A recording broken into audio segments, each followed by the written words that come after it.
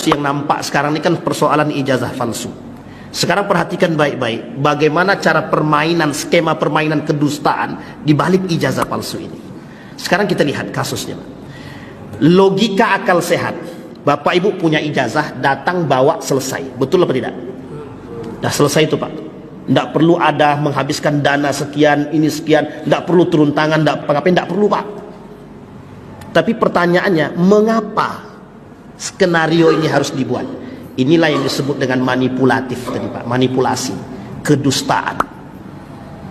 Seolah-olah manusia itu yang sehat itu bukan akalnya.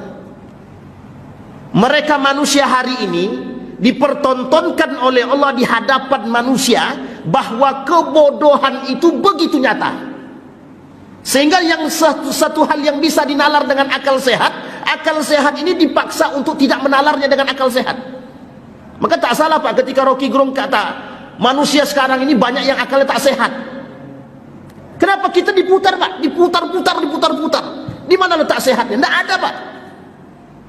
Coba bayangkan, manipulasinya itu di situ pak. Begitu juga dunia ini pak, sama. Kenapa Donald Trump menginginkan hal demikian? Karena Donald Trump inginkan negara Yahudi. Donald Trump inginkan cita-cita Israel.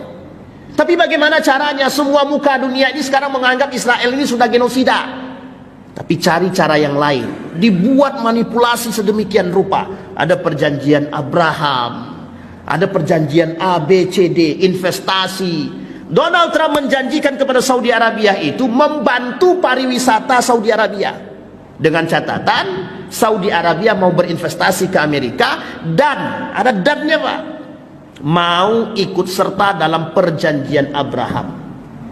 Bapak ibu harus paham perjanjian Abraham itu apa. Yang punya Abraham itu cuma satu pak. Yang punya Abraham yang ada bahasa Abraham itu cuma satu yang punya, Yahudi. Selain Yahudi tidak ada yang punya Abraham. Karena pemahaman Yahudi cuma satu, agama Abraham, namanya Abrahamic religion. Coba bayangkan, itu kedustaannya bagaimana model permainannya. Makanya disebut dengan dusta global sekarang, manipulasi global. Uniknya, kita yang akal sehat tadi dibuat tidak sehat, disuruh mengikuti urusan-urusan yang seperti ini. Dipaksakan untuk mengikuti itu, biar urusan yang lain terasingkan dan tidak tercover dan tidak terfikirkan. Kita ambil contoh, ada yang lebih berbahaya daripada itu? Banyak pak. Persoalan vaksin itu berbahaya, persoalan LGBT itu berbahaya, persoalan minuman keras itu berbahaya. Pertanyaan saya, ada yang lebih berbahaya? Ada. Persoalan pemboikotan produk Israel itu jauh lebih berbahaya pak. Kalau kita umat muslim tak ada yang mau memboikot produk Israel, coba bayangkan berapa juta yang mereka hasilkan setiap hari dan mereka gunakan untuk membeli alat hanya untuk menghancurkan. Coba bayangkan cara mereka menutupi dengan tangan-tangan yang lain.